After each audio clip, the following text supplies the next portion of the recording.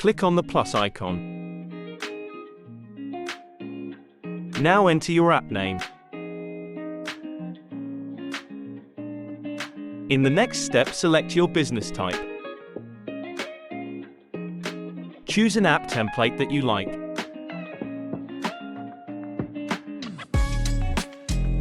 Click on Add Page. Enter your page name.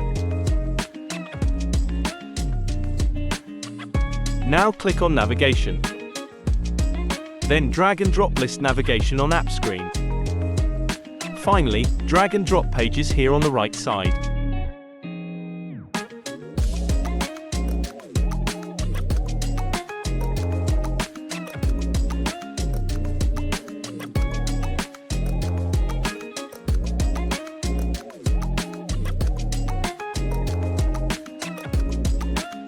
Now click on Vertical, then on Style and scroll down to add background image.